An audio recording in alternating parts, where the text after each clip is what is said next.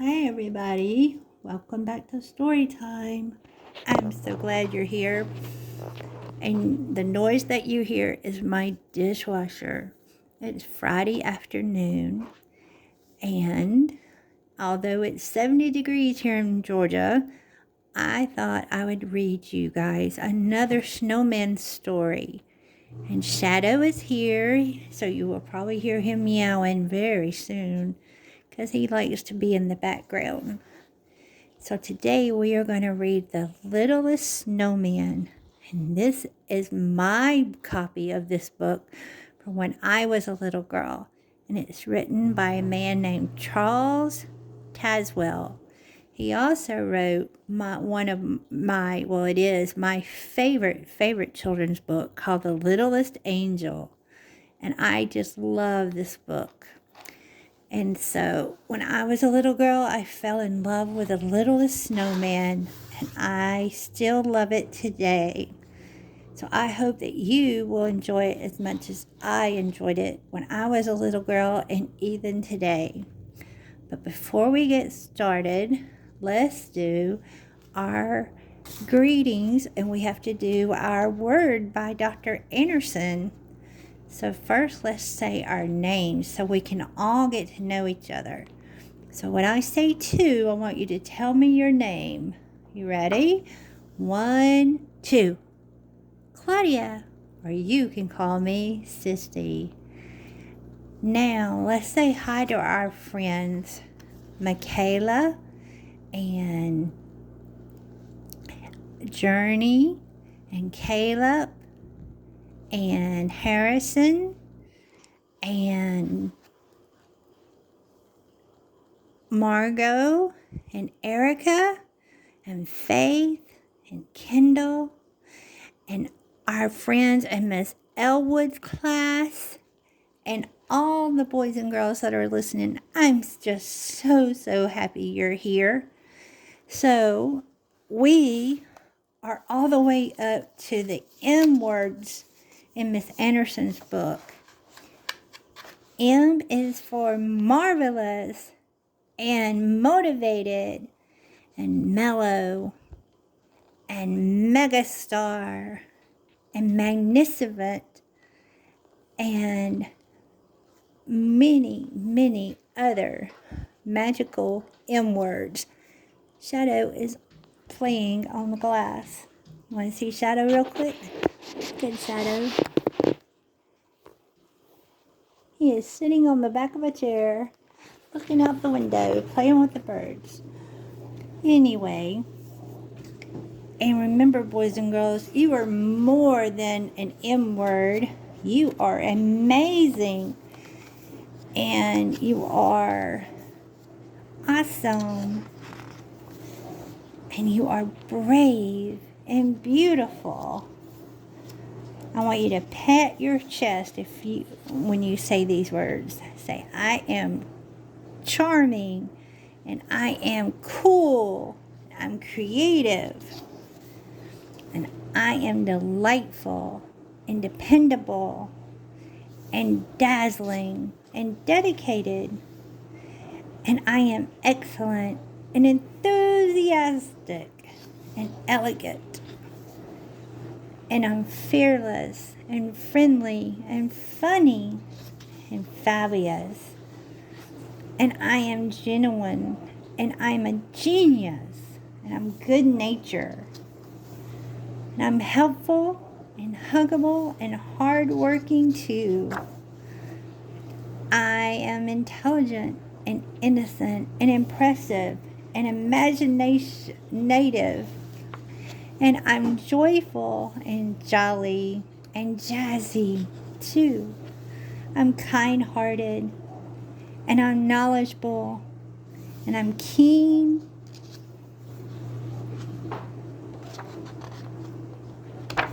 and I am lovable and loyal and likable and a lifesaver, and I'm marvelous and a megastar.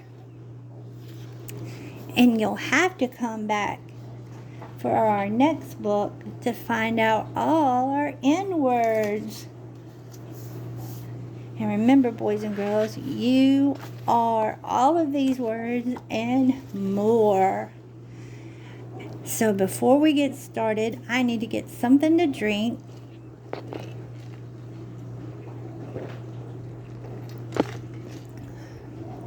Sorry about that. And let's say our poem that we say. Gather your children and gather your blankets and your bears too. And let's all settle down because I have a story to read to you. I've read this book before and I just loved it. And like I said, this was one of my favorite books when I was a little girl. I was looking to see. Look, this book was printed in 1978. The original came out in December of 1955. Wow. In 1978, I was just 8 years old. In a certain town, on a certain 1st of December morning, everyone was suddenly awakened from his Christmas dreams by the joyful ringing of bells in every tower and steeple. When the townspeople looked out of their windows, they saw a white carpet of snow all over the ground. Every street light wore a white robe, and every picket on every fence wore a funny little snow cap. And rolling down the snowy street behind two hard-working men who were clearing a path with their shovels was a long convertible, being driven by His Honor the Mayor. A convertible car does not have a roof on it. This isn't a convertible. There was no doubt about it. It was time for the birth of the littlest snowman. The people dashed out of their houses, following the mayor's car to a house which stood on Winter Avenue. There, in a yard, they saw a small boy, the only one in town who knew how to make the littlest snowman. He was just patting the last bit of snow into place. Around him were many helpers.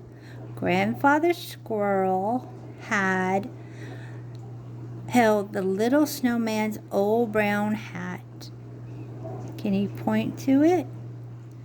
Reuben Rabbit had the red handle of a broken kitchen spoon, which would soon be the littlest snowman's mouth.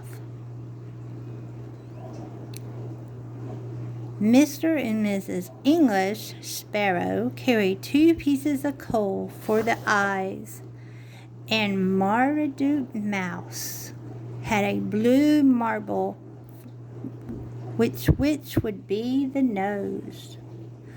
Most important of all was a candy heart on which was the letter, I love you truly, held by the little golden-haired girl from next door. We can't get through life without helpers, can we? Do you like to help? As soon as the littlest snowman's heart was pressed gently into place beneath the second bottle top button of his vest, the mayor made his speech of welcome. Then the crowd paraded to the park in the center of town. There, the biggest Christmas tree to be found in the fir forest of the far north was decorated with thousands of ornaments and glittering tinsel. The littlest snowman pressed a switch, and the biggest Christmas tree was instantly lighted by many colored lights. Then the weatherman stepped forward. He was as long and as thin as the glass on a thermometer, And on his tall silk hat was a weather vane. This is a weather vane. On the end of a watch chain across his vest was a turnip-sized bar meter. I predict, he said, that it will start to snow again on Christmas Eve, and that we will have an old-fashioned white Christmas this year. Everyone agreed that this was the best forecast the weatherman had ever made. Have you ever had a white Christmas? I don't think I have, but that's what happens when you live in the South. Some evenings later, when the stars were twinkling brightly, the littlest snowman received a special delivery letter by the helicopter pigeon inviting him to attend the annual Snowman Snowball at Town Park. The famous snowball was already well underway when the littlest snowman arrived.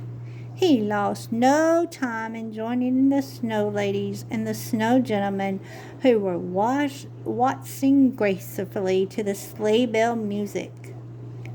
Then, when he had had enough of the dancing, he helped himself to some ice water from the punch bowl on the refreshment table and also some appetizing colored ices. Do you like ices? Suddenly, over the music and the voices of the dancers, a scream was heard from one of the snow girls. "Look, look at the snake!" she shrieked. All the snow people turned and stared at the large thermometer which hung on the tree. Snake and snow people language met at the long red line which went up and down on the thermometer. See, this is a thermometer. And the snake was already wiggling well above the freezing mark. "I'm melting," wailed a fat snow lady. "I'm defrosting," cried a snowman. Do you know what temperature water freezes? "Hurry," someone shouted. "Let's go back to our yards and pull the snow blankets over our heads." With each fat little foot leaving a puddle of water behind him, the littlest snowman slushed home sadly. Water freezes at 32 degrees. For the next few weeks, the red snake in the thermometer never crawled down below the freezing mark, and the littlest snowman became thinner and thinner. They built a hospital of ice blocks in the littlest snowman's yard, and day and night he was tended to by doctors and nurses. On the day before Christmas, the littlest snowman had grown terribly thin. However, just when it was thought that he would melt completely, a howling cold wind came into town from the North Pole. Do you know someone who lives at the North Pole? The red snake and the thermometer dropped with a hiss. Now the littlest snowman went forth to wish his fellow snow people a happy holiday. He waddled up and down the streets on his thin little snow feet, but nowhere could he find a single snow person. They had all melted. The only person he could find was Mr. Weatherman, who was crying great tears. Why do you think Mr. Weatherman was crying? Was it because he was cold, or was it because all his snow friends had melted? "It isn't going to snow," sobbed the weatherman. "Not a single flake. Oh, people will never forgive me, especially the children." "That's not so," said the little snowman. Tomorrow's Christmas, and it's always a kind, generous, loving time. Besides, I have an idea for making it snow, so come along with me." They walked across the park to an ice cream and icy factory. There they bought every last gallon of flavored ices in the sight and had it delivered to the foot of the biggest Christmas tree. "Now," said the littlest snowman to the weatherman, "just watch me." First he ate a gallon of strawberry ice, then a gallon of pistachio ice, then orange, lemon, lime, and chocolate flavors too. With every gallon he ate, the littlest snowman grew fatter and fatter and fatter. At last he had had enough and climbed to the very top of the biggest Christmas tree, looking as fat and as colorful as a cloud at sunset. Up there, high above the town, the north wind was so strong that the biggest Christmas tree bent and swayed. "Come down," shouted the weatherman. "You must climb down, or you'll be blown to pieces." "Of course I will," cried the littlest snowman. "And just think of the beautiful snow all the children will have at Christmas." Even as he spoke, the fierce north wind began to pluck the littlest snowman as though he was a Christmas goose or turkey. Flakes of every flavor and color flew all over, giving the town the most beautiful Christmas Eve it had ever seen. What's your favorite flavor of ice cream? Mine is peppermint, and I have peppermint ice cream in my freezer. But on Christmas Day, there was no little snowman at all. Oh, but the townspeople could not have that. They hunted through the drifts, gathering every white flake, and brought them back to the little boy on Winter Avenue. He went to work, and in no time at all, there was the littlest snowman again, as good as new. In fact, he was better than new, because the little boy had added 4 gallons of vanilla ice cream to fatten him up.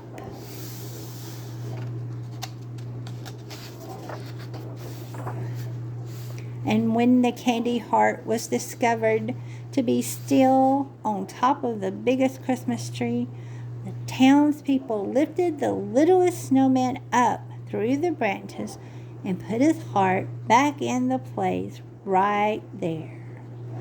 All Christmas Day and all Christmas week, the littlest snowman sat there with a jolly smile on his happy face.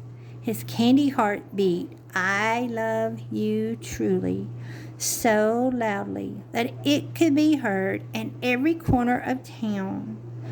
And after all, as everyone said, isn't "I love you truly" just another way of saying Merry Christmas?